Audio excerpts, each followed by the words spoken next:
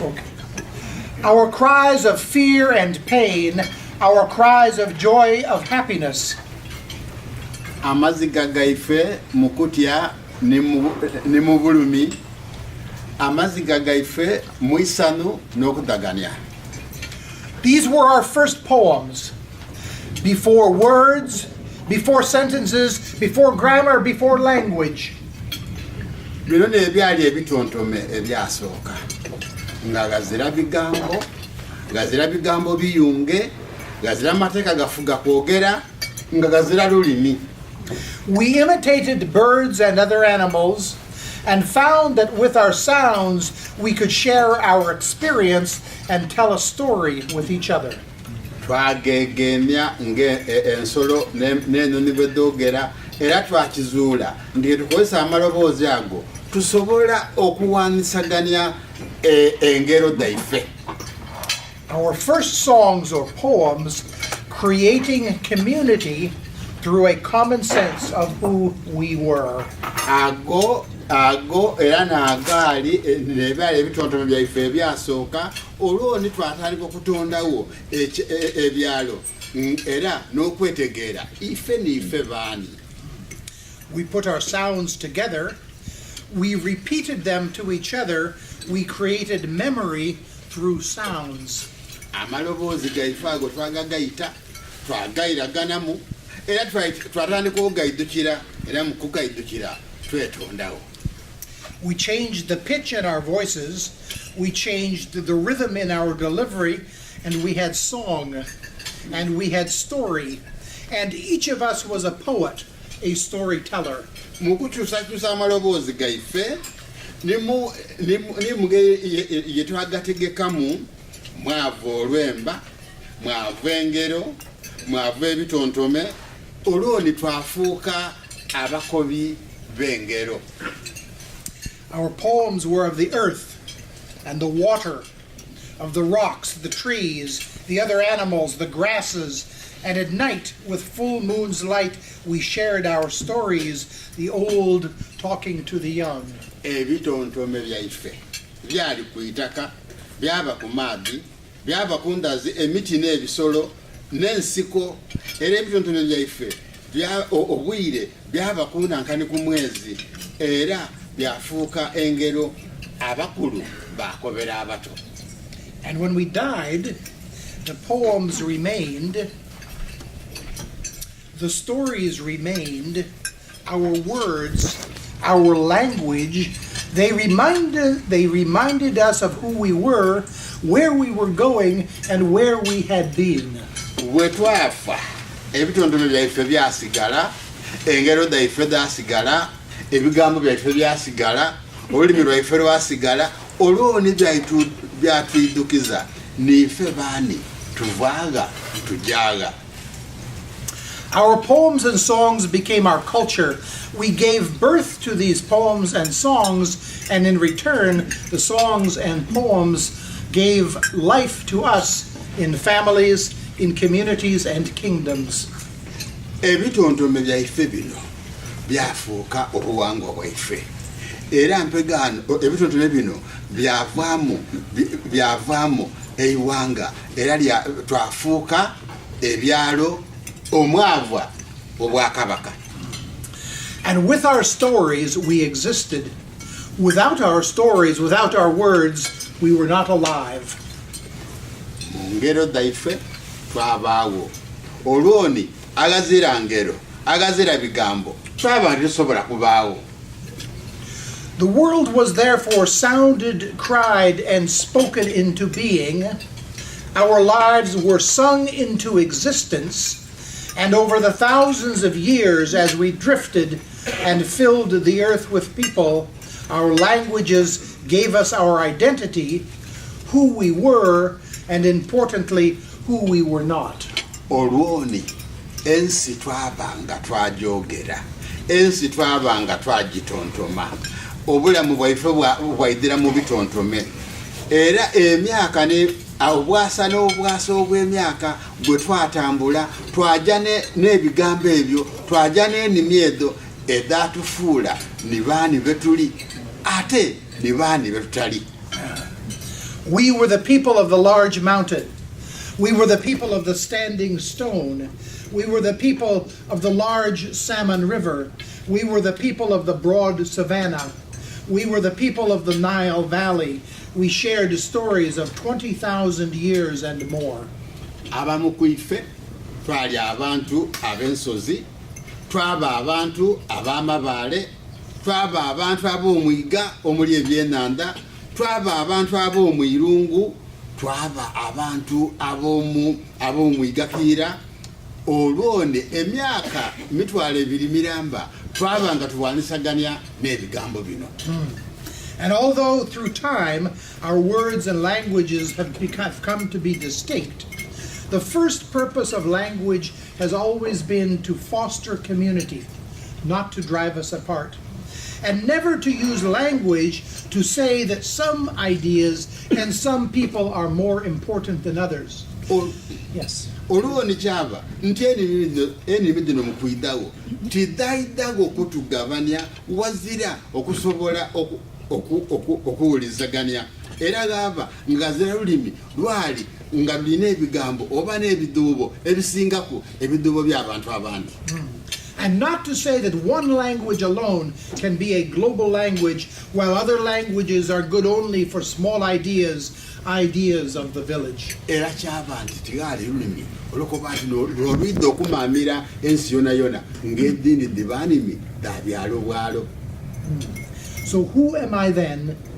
Who am I to come to Busoga, to come to Uganda, to come to Africa and share words in the same language of those people who bring death into our world?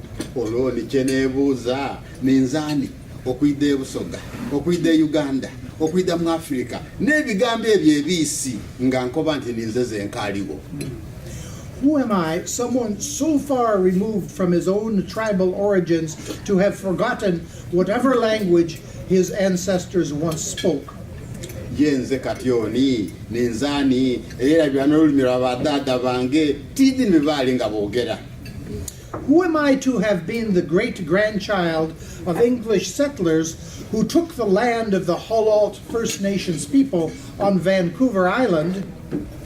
Ye banange ninzaani mwidukulu w'Abangereza abajja e Canada ne batwala ettaka ly'aba Holalt in Vancouver. Yes. So that their English-speaking children might have more food and better houses and better medical care than the Holalt language-speaking people whose land they took. Era ng'okunaga kuno abahaloti banagibwa ettaka obwo Abangereza n'abaana baabwe basobola okusula obulungi, basobola okulya obulungi okusinga abo beene ettaka. What is the meaning of my coming to this land, this Africa, where all human life began? Makulu kyagali munze okwidda munankani mwensi ono lusi obulamu ge bwatandikira. I am made humble by the presence of so many gods and ancestors among us today. I am lost at this moment and have no real answers for myself, let alone for any others hearing me today or reading these words. Era nze banange ebigambo bimbulaku gemba mu nsi eno lusi omuli bakatonda omuli abadaada bonabona era nze kwegamba mbanga nzira kyakwogera. I know only one thing, that our words, our languages, our differences, our dreams, and our ferocious anger at injustice and poverty and cruelty must be shared. Kirala kyonka kyendidi nti ebigambo byaife enimi daife n'endawukana daife n'ebirooto n'okwenda ino obwenkanya kwegamba tulina okola tulina okubigabana. And I know one more thing, that the feeling of the soil on the soles of our feet or of our hand dipping into our rivers or our seas, or the sounds of birds at sunrise, or the cries of newly born children and other animals, or of the drums and xylophones, or the singing together in celebration that hope exists, or the memories kept alive in our mother tongue. N'ekindi kyendidi nti kwegamba ebirowoozo byaife n'eitaka eriri ku ngaito dhaife n'engalo dhaife dhe tutamuona nkani mu miiga era n'amanya nti kwegamba amaloboozi ag'enoni ng'enduba evaayo, amaloboozi ag'abaana n'ebisolo ebibanga birira, amaloboozi g'engoma n'embaire n'abo bonabona agabanga gemba muona nkani okusanukira ebiramu mulimi dhaife enzaliranwa. And they are carried in our words, with our poetry, with our songs, words and songs born of African soil. Ebigambo ebyo byonna biyidira mu nakali bigambo byaife biyidira mu bitontome mu nnemba ng'ennemba ezo diviire mu itaka lyaife erya Lusi ensi ya Africa. And carried in our hearts to every corner of this planet, still carrying life, still rejecting despair, still making resistance possible, still conveying tenderness, still linking friend to friend, still expressing our love.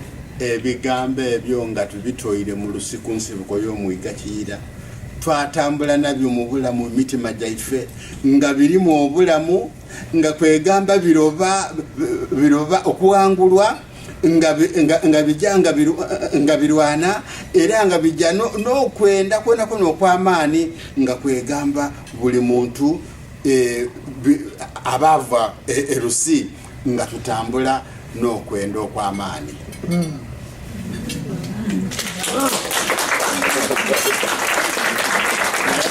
I said this, that when Bad visited me in Uganda soon after I had just gone there, he was the guest of the Clans Council of the Kingdom of Busoga, and the head of Clans of Busoga organized a ceremony and assigned him a clan.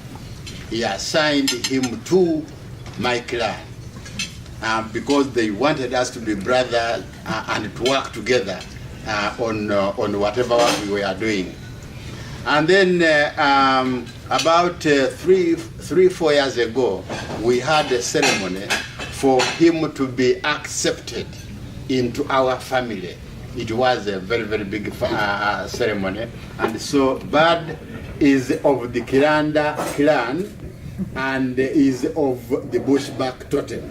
He has a piece of land, and so when at home, which was given to him by my father, and so when I was coming, I thought, as brothers, just to emphasize that point, that we are brothers and we belong to this, to the totem of the Bushback.